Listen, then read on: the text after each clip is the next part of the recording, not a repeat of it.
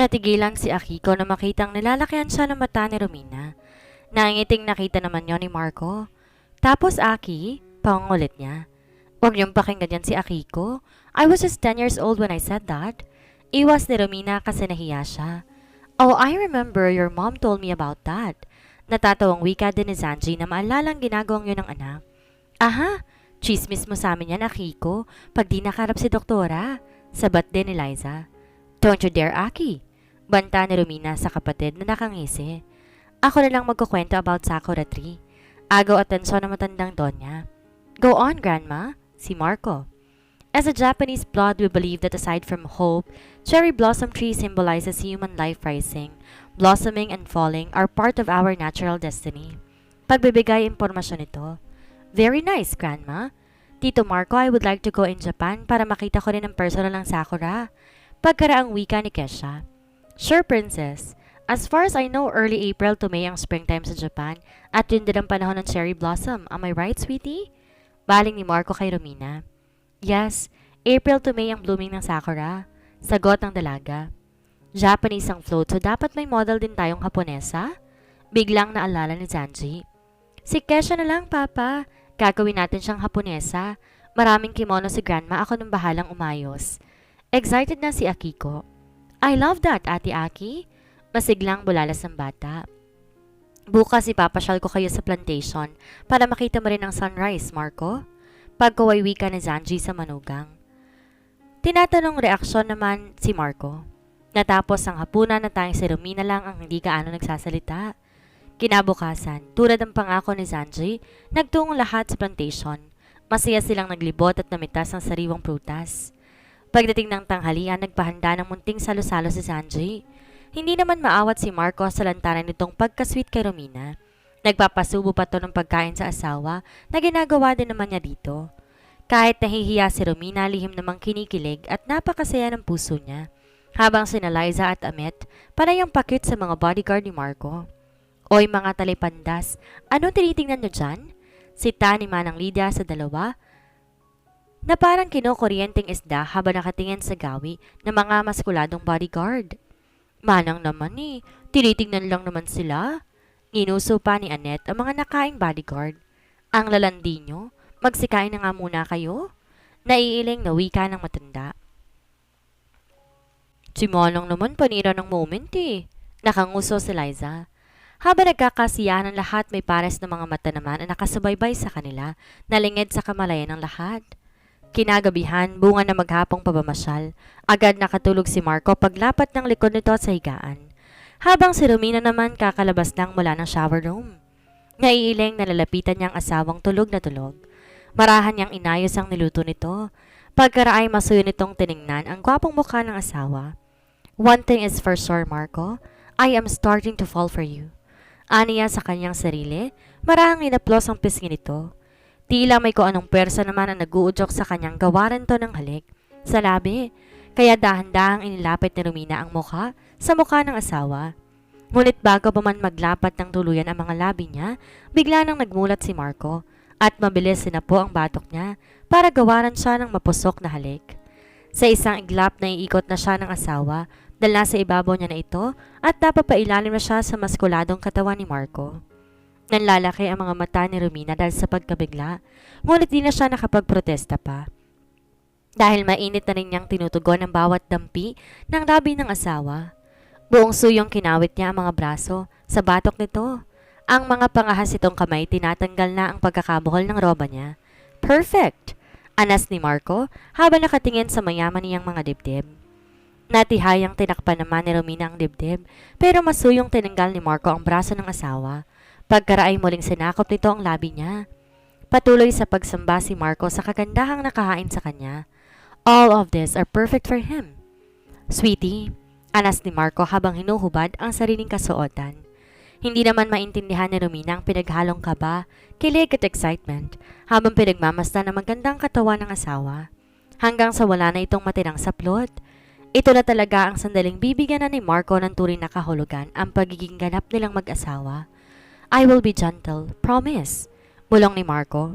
Muling sinakop ito ang labi niya, ngunit napaigtad silang pareho nang matinis tumunog ang cellphone ni Marco. Baka sa mukha nitong pagkairita, kaya't inis na inabot nito sa side table ang maingay na istorbo. Not this time? Anito habang madiing pinindot ang off ng cellphone. Ilang sandali pa ay sinimulan nitong ipalasap kay Romina ang hindi malirip na sensasyon. Nang lubusang mapag-isa ang katawan nila, tuluyan na ring pinakawalan ni Romina ang kanyang luha ng kaligayahan. Kaligayahan dahil sa buong puso niyang ipinagkaloob ang sarili sa lalaking minahal niya ng lubusan. Nang gabi ding yon, makailang ulit na pinadama nila ang init na mga itinatagong damdamin sa isa't isa. Kinabukasan, nakikiliting nagmulat ng mata si Romina at ang nakangiting mukha ni Marco ang nabungaran niya. Para tong pusang pinagtutungki ang mga ilong nila. Good morning, Mrs. Santiago. Masuyong halik sa labi ang ginawad nito. Nangingiting pumikit naman si Romina. Good morning, Mr. Santiago. What time is it? Aniya. 12:00 na po ng tanghali. Anito at niyakap siya. What? 12:00? Nanlalaki ang mga mata niya. What's wrong? Natatawang wika ni Marco sa reaksyon ng asawa. Baka hinihintay nila tayo sa baba. Akmang tatayo siya nang muling daganan siya nito. Hayaan mo sila. Alam naman nilang mapapagod tayo eh. Nanunod siyang tumingin. Eksahiradang napatitig sa asawa. Biglang nag-init ang pisngi niya. Marco? Tuluyan ng napahalakak si Marco. Ano bang iniisip mo? Siyempre, sweetie, alam nilang pagod tayo kasi maghapon tayo sa plantation kahapon, di ba? Nakangising bawi ni Marco. Katakot-takot na irap naman ang ginawa ni Romina sa asawa. Ang cute mo, sweetie. Lalo niyang hinapit ang asawa. Last night, you made me the happiest man. Masuyong tinig ni Marco. Marco? Muli na namang bumilis ang pintig ng puso ni Romina. Sa tuwing tinitingnan kita, I feel something strange, deep inside in my heart, and I don't feel too much anger when I found out that you are deceiving me. Until the moment I've seen the real face behind those fake prosthetics, now I really understand. Titig na titig si Marco sa mga mata ni Romina. Tila ayaw na rin niyang kumurap pa. It's because my heart felt that you are the woman who will complete me as a man, the woman who will share my everything. I love you, sweetie. Puno ng emosyong wika ni Marco sa asawa. Walang maapuhap na salita si Romina ng mga oras na yon dahil naninikip ang dibdib niya sa sobrang kaligayahan. Hindi niya akalaing pareho sila ng nararamdaman nito. Tayong mga patak ng luha lang ang naisagot niya. Oh, sweetie, why? Nag-aaral lang sinapo nito ang magkabilang pisngi niya. Sunod-sunod na iling lang naman ang ginawa ni Romina at ngumiti. I am just happy and overwhelmed. Aniya sa pagitan ng pagpiyok ng tinig. Walang kasing saya ang nararamdaman niya. Hindi bagay sa iyong umiyak. Dapat lagi kang nakangiti. Hindi ko inaming mahal kita para sabihin mo din ang nararamdaman mo para sa akin. Fam, not forcing. Hindi ko na ituloy ni Marco ang sasabihin nang selyuhan ni Romina ang isang masuyong halik ng labi niya. Saglit na natigilan si Marco, ngunit di nagtagal, tinugon niya ng buong pagmamahal ang halik na iyon ng asawa. Ilang sandali pa at siya rin marahang nag-angat ng tingin kay Romina. What does it mean? Aniya kay Romina. And I love you too. No words can explain but I knew. I loved you from the start. Bulong ni Romina. Yes! Malakas na sigaw ni Marco. Ani mo'y nanalo sa loto ng grand prize. I love you more! Masayang pinupugnawan ang halik ni Marco si Romina, saka niyakap ng mahigpit. Shh! Ano ka ba? Huwag kang maingay, baka marinig nila tayo. Natatawang saway niya dito. Let them hear me, sweetie. God, thank you. Masayang tinig ni Marco. Ilang sandali pa nga at muling tumahimik ang paligid dahil umaakit na naman sila sa tugatog ng kalangitan. Bawat araw ng pagsasama ni Romina at Marco walang kasing ligaya. Pati ang mga taong nakapaligid sa kanilang napapansin ang pagiging sweet ng dalawa. Bagamat ang relasyon ng mag-amang Zanji at Romina tila ay may nakapagitang pader, ilang beses tinangka ni Zanji makipag-usap sa anak pero lalo tong lumalayo. Wala ring magawa si Marco dahil hindi niya mapilit ang asawa. Bago ang nalalapit na festival, nagpahanda si Zanji ng isang espesyal na panghalian sa malawak na hardin ng manson para sa lahat. Pati mga piling tauhan masayang sumalo sa buong pamilya. Sir, daghang salamat sa pagkaon. Sir, maraming salamat po sa pagkain. Masayang tinig ng isa sa mga kasambahay ng pamilya. Walang anuman, ngayon ko na lang ulit to nagagawa. Tugon ni Zanji. Lahat ng mga tauhan nagtataka. Mula nang mamatay ang may bahay ni Zanji, ngayon lang ulit to ginawa ng amo. Zanji, Anong okasyon at nagpahanda ka ng maraming pagkain? Di mapigilang tanong ni Doña Eiko. Wala naman, Mama. Naisip ko lang matagal ko na palang nakaligtaan ng mga tapat kong tauhan. Pasasalamat ko na rin dahil kahit naging pabaya ako, nanatili silang matapat na naglilingkod sa atin, lalo na sa akin. Ani Zanji. Nako sir, nakasabot man mi sa sitwasyon. Nako si sir, naiintindihan naman namin ang naging sitwasyon. Sagot ng pinakamatandang tauhan niya. Di malaman ni Romina kung bakit kakaibang nararamdaman niya sa kinikilos ng ama. Sweetie, ano daw sabi nila? Ani Marco dahil sa hindi makaintinding lengguwahe. Natatawang ipinaliwanag ni Romina sa asawa ang sinabi ng mga tauhan. Patuloy ang masayang kainan at kasalukuyang kinakausap ni Sanji si Marco. Iho, maraming salamat sa lahat ng naitulong mo. Alagaan at pakaingatan mo sana ang anak ko. Mahalin mo ng buong katapatan. Aasahan niyo po ako, sir. Anong sir? Papa mo na ako kaya dapat masanay ka na. Pagtatama nito sa magulang. Papa, opo. Asahan po ninyo? Nakangiting wika ni Marco. Sa lahat ng pagkukulang at kasalanan ko sa kanya, hindi ko masisi ang anak ko. Sadyang hindi na naituloy ng Ginoo ang iba pang sasabihin nang umalingaw sa paligid ang putok ng barel. Papa! Gulantang na bulalas ni Marco na makitang unti-unti dumadaosto si Zanji sa bermudang damo sa buong dugo ang dibdib.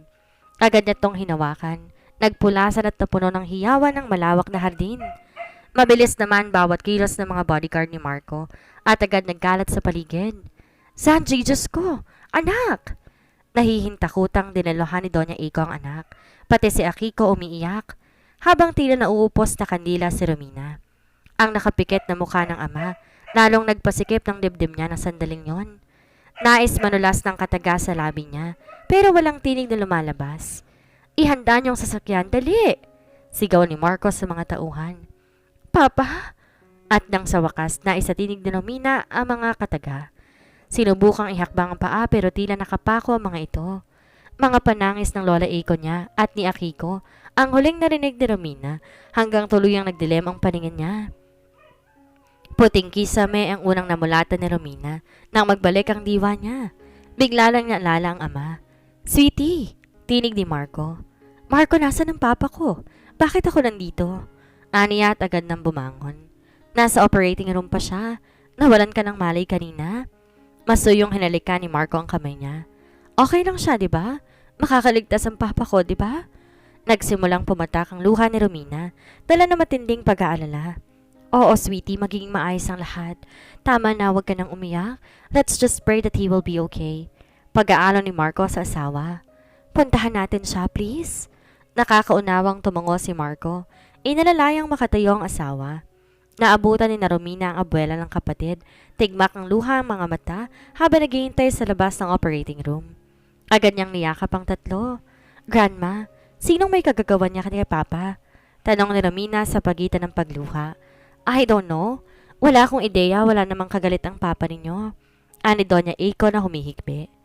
Nahuli ng mga tauhan ko ang bumaril kay Papa at sa ngayon, inaasikaso na ni Jake ang investigation.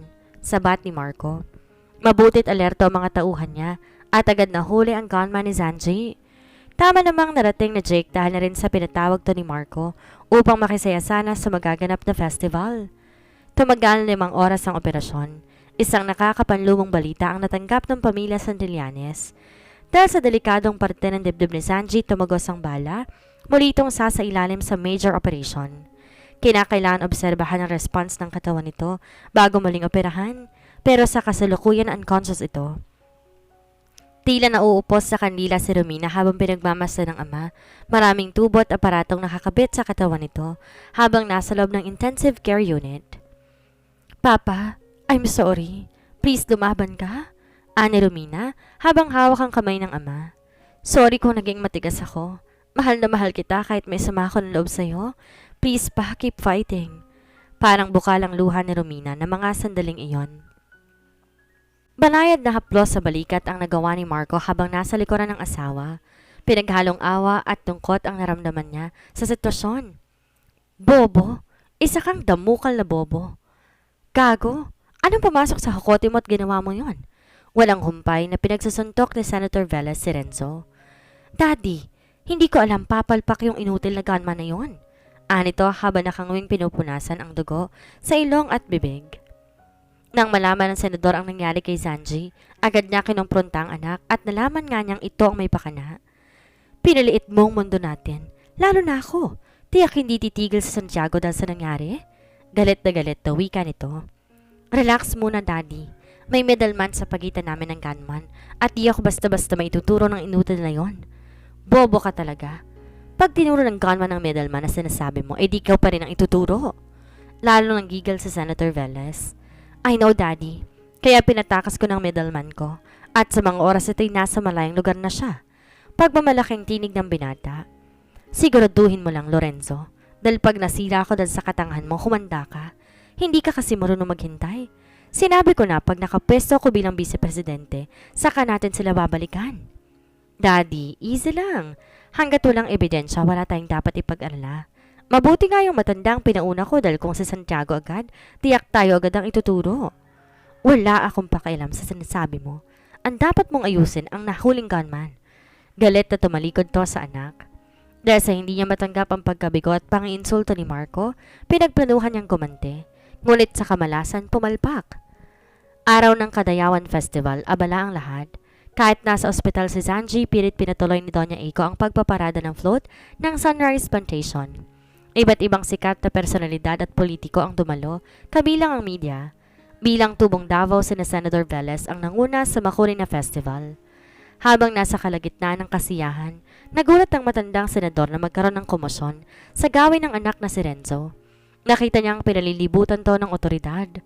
Isang general ang mismong humuli kay Renzo, pati mga media nagulantang sa senaryong nasaksihan.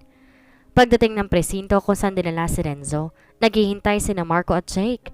Di magkamayo ang media sa pagkuha ng impormasyon lalo pat kilalang tao si Marco. Sa pagharap ni na Marco at magamang Velez, naglalagablab sa galit ang matandang senador. Kayo ang gumawa na ikasisira nyo, Senator Velez, kaya huwag kang magmatapang. Pakli ni Marco sa senador. Anong pruweba mo na may kinalaman kami sa pagkakabaril kay Zanji? Galit na sigaw nito. Huwag kang magmarinis, sir, kasi nahuli na rin yung kumausap sa gunman kahit pinatakas pa ng anak mo. Maliwanag pa sa sikat ng araw ang mga kinumpisal niya na ang anak mo nagutos para patayin si Mr. Santillanes. Dahil sa bilis at koneksyon ni Jake, agad nilang nadakip ang middleman ni Renzo na palabas sana ng bansa. Sa narinig ni Senator Velez, halos magkulay suka ito. Now it's time to pay back. Ipagdasal nyo lang na makaligtas si Zanji Santillanes dahil mark my word, tripling paniningil ang gagawin ko sa inyong mag-ama. Tagis na bagang salita ni Marco bago tuluyang umalis.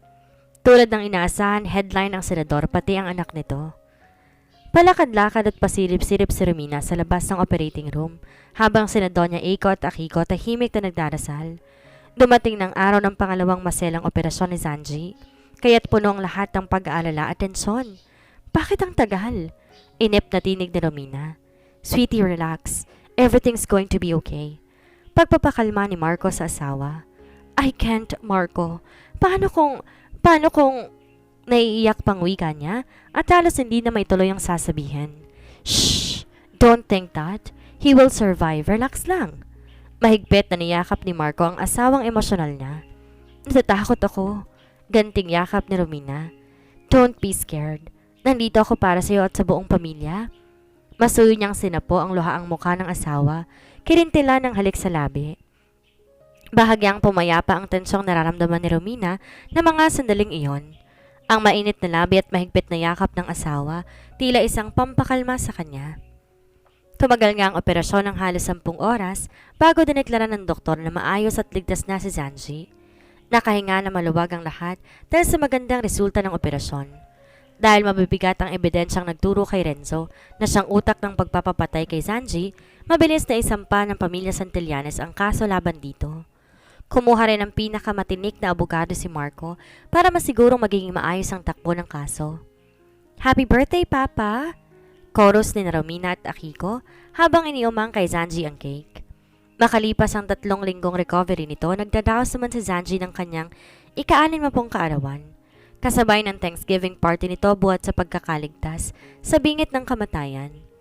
Kasalukuyang ginaganap to sa isang tanyag na hotel na dinilohan halos lahat ng mga tauhan at kaibigan nito. Thank you mga anak at sa lahat na nandito ngayon. Masayang wika ng Ginoo. Blow your candle, Papa, but don't forget to make a wish. Nakangiti si Romina. I have two wish in this day. First, nais ko maging maligaya kayo mga anak ko at si Mama na laging nandyan para sa atin at sa mga tauhan kong tapat. Second, gusto kong matupad ang dream wedding ng panganay ko to her knight in shining armor. Aniya at hinipa ng kandila. Nais sana magtanong ni Romina kung anong ibig sabihin ng ama sa huling sinabi nito. Ngunit sa pagtataka niya ay inabutan siya nito ng wine glass. Pagkaraay si Akiko naman ang nag-abot ng isang pinkish na sobre na may ribbon din na pink. Di pa daw nagtatapos at lumakad papalapit si Kesha sa kanya na may dalang malit na basket at nagsabog ng mga petals ng iba't ibang bulaklak. Litong-lito na napaawang ang labi niya dahil di niya maintindihan ang nangyayari. Kaya't napabaling siya ng tingin sa ama at kapatid. Ano nangyayari? Aniya. Pawa nakangiti ang mga ito tumingin sa gawing likuran niya. Kaya kunot noo, sinundan niya ng tingin ang pinagtitinginan ng mga ito. It was Marco. Ang gwapo niyang asawa'y nakatindig ilang lipa mula sa kanya. What's happening? What's this is all about? Takang tanong niya rito habang tinataas ang hawak na wine glass at sobrang pink na kasing laki ng card. Bagkos sumagot, lumuhod ito, tinaas ang isang diamond ring sa kanya. Marco? Parang naninikip ang dibdib ni Romina na mga oras na iyon dahil sa emosyon. Wine glass, the toast is waiting. Invitations are done, and the flower girl is ready, but my lovely bride still don't wear her engagement ring. Nakangiting panimula ni Marco. I have been waiting for this moment to arrive, sweetie. I won't ask you to marry me again, but please give me an honor to grow old with you. Masuyong wika ni Marco. Hindi na napigilan ni Rominang mapaluha dahil sa sobrang kaligayahan. Para lumulutang siya sa alapaap. I would rather spend one lifetime with you than face all the ages in this world alone. Madamdaming tugon ni Romina at yun ang hudyat na hinihintay ni Marco para na maisuot ang singsing. I love you. I love you too. Lagi mo na lang akong binibigla. Makakatanggi pa ba ako? Ready na ang lahat. Aniya nang umunguso sa asawa.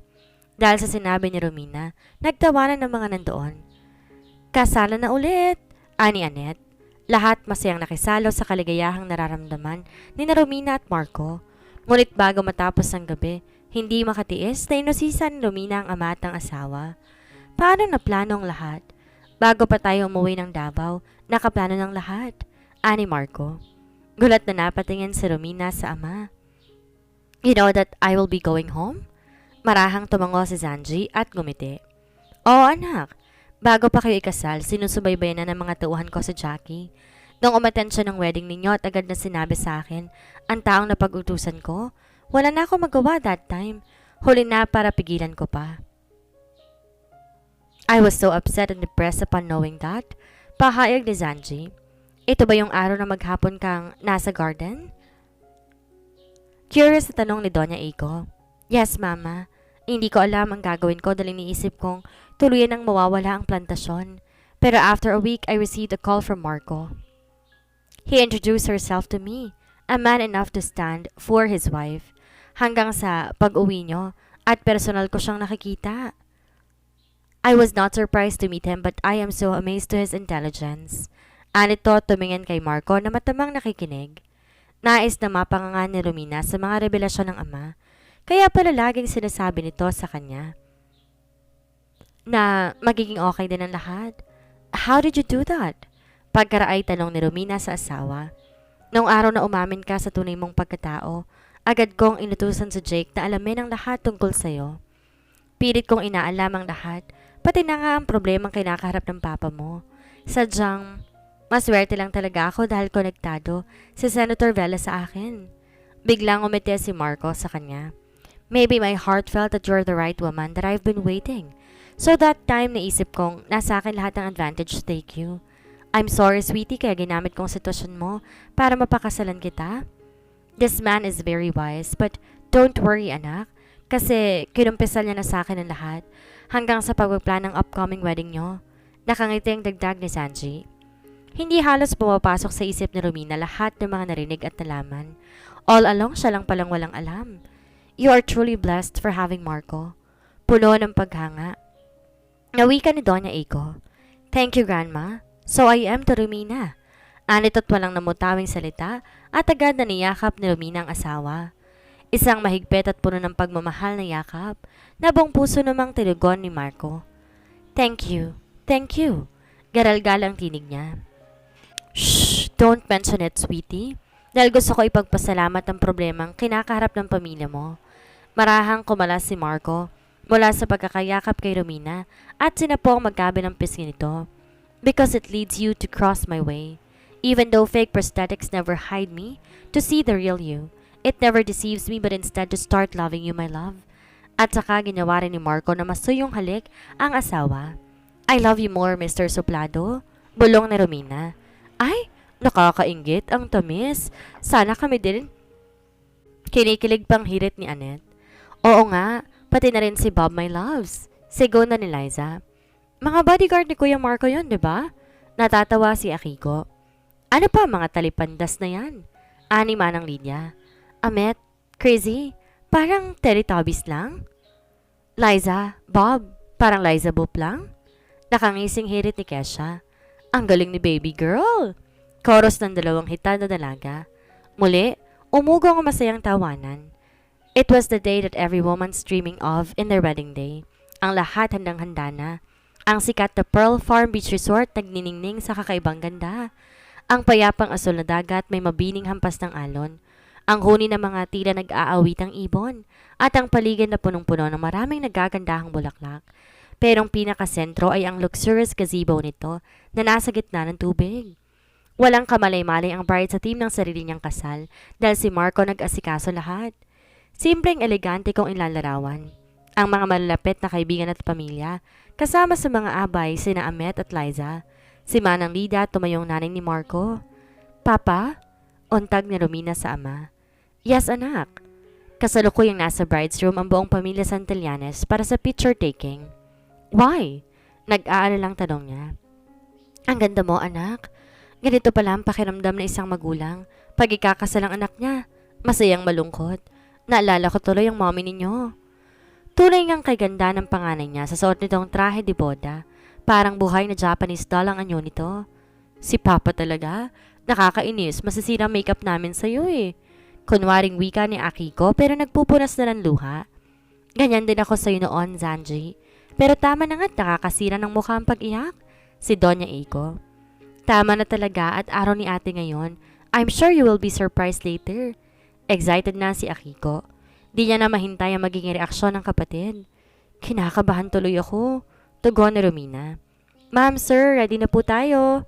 Anunsyo ng assistant wedding planner. Lahat ng mata nakatuon sa pagmamarcha ni Romina. Mula sa gazebo ko sa naghihintay si Marco, nagwapong-gwapo sa kasuotan, pati na ang pare mag-o-officiate ng kasal. Punong-puno to ng bulaklak at sa daraanan ni Romina, mga artificial cherry blossom trees na nagsasaboy ng maliit na petals. Kahit mga taong nandoon napapahanga sa spring cherry blossom season wedding ni na Marco at Romina. Higit na nasurpresa sa Romina habang kaagapay ng ama. This is what actually she was dreaming when she was 10 years old. Gustong-gusto niya maglakad sa ilalim ng mga punong cherry blossom every spring season sa Japan. At dahil ni-imagine niyang sa dulong bahagi naghihintay ang prinsipe niya. And now it's happening. But most especially, it's the man that's waiting for her. Don't cry, masisirang make-up. Paalala ni Zanji dahil ramdam niyang tunay na nabigla ang anak. Sa pagitan ng pagbalo ng luha niya, sinikap niyang ngumiti. Sa ama. Nang iabot ni Zanji ang kamay ng anak, muli itong nagbilin kay Marco. Alam kong magiging maligayang anak ko sa'yo at mamahalin mo siya. Ipangako mo lang palagi kang nasa tabi niya tuwing manghihina siya. Dahil yan ang bagay na hindi ko magawa bilang ama niya. Opo, Papa. I promise until my last breath. Tugon ni Marco. Thank you so much. All for you, sweetie. Did you like it? Ani Marco. Si Akiko ang accomplice niya sa pagbuo ng dream wedding ni Romina. Sobra-sobra nagustuhan ko. I love my knight in shining armor. I love you more, sweetie. Akmang hahalikan niya to nang tumikim ang pare. Mga anak, mamaya pang kissing scene. Biro nito. Dahil sa sinabi umugong malakas sa tawanan at kansawan. Punong-puno ng pag-ibig ang naganap na kasalan hanggang sa palitan ng vows at muling pagsusuot ng singsing nila. Matapos ang seremonya, diretso lahat sa reception na ginanap sa gilid ng baybayin ng dagat. All the single ladies, please come forward. Wika ng wedding planner. Excited na nanguna sina Amet at Liza. Si Akiko, ayaw sanang pumunta. Pero dahil sa paghihila ng dalawa ay napilitan din. Nang ihagis ni Romina ang bouquet tamang papunta sa direksyon ko si Akiko, nahalatang nailangan dalaga. Lalo pa nga't nangiti si Jake sa kanya. Ay, next ka na Akiko, ani Amet. Sino naman kayang mapalad na makakakuha ng garter? Sana si Jake. Kinikilig na si Liza. Nang ihagis ni Marco ang garter, pilit na nakipag-igawan si Jake, kaya't ito nga ang nakakuha. Umani ng tuksuhan ng dalawa kaya lalong nahiya si Akiko. Habang maligayang magkahawak kamay na nakamasid, sina Romina at Marco. 7 months later, Asokayama Park, Japan. Slowly, sweetie. Be careful. Sigaw ni Marco sa asawa habang nasa kabilang dulo ng park. Ngumiti naman si Romina habang himas ang maumbok na tiyan. 3 buwan na lamang. Lalabas na ang anghel nila ng asawa. Napagdesisyon na lang sa Japan mga anak para makita pa niyang pag-bloom ng paboritong puno. Baby Mayuri Sakura, ang ganda talaga ng mga falling cherry blossom petals. Dito lagi nag-i-imagine si mommy na sana, after ko maglakad, sasalubungin ako ng Prince Charming ko. And now nandun si daddy or naghihintay sa atin? Kausap niya sa anak habang naglalakad sa ilalim na naglalaglagang mga talulot. Sadyang kinuha sa pangalan ni Marco at ng cherry blossom ang pangalan ng unang supling nila. Nang marating niya ang dulo, agad siyang niyakap ni Marco at kilintila ng halik sa labi. How do you feel walking under the falling flowers, baby Mayuri Sakura? Anitong yumakod at tumalik din sa maumbok na tiyan ng asawa. Di talaga nakakasawa ang ganda nila. Pagkaraay wika ni Romina. Parang ikaw, sweetie. Sa paglipas ng panahon, lalong gumaganda at blooming. Masuyong pinagdikit ni Marco ang mga noo nila. Talaga? Paano yan? Seasonal lang sila lumalabas. So it means seasonal lang din ang ako love? Malambing na pinulot naman niya ang 2 braso sa leeg nito. Of course not. My love for you is unseasonal and it will never fade because I will love you beyond an infinity. Love you, sweetie. And I love you too, my knight. I will love you to the moon and back. Ganti niya at siya nang umabot ng labi ng asawa. Habang magkahugpo ang mga labi nila ay umihip ang sariwang hangin, kaya't napuno sila ng mga falling cherry blossom flowers. Tito, tita, let's go! Kaway ni Kesha na masyadong tumatakbo sa kahabaan ng park. Dahil sa ganap na tong muling naglalakad at syempre pa kasamang buong pamilya Santillanes. Nakangiting magkahawa kamay na tumalima, sina Romina at Marco. Parehang wala na silang mahihiling pa dahil ganap na nilang natagpuan ang tunay na pag-ibig sa isa't isa.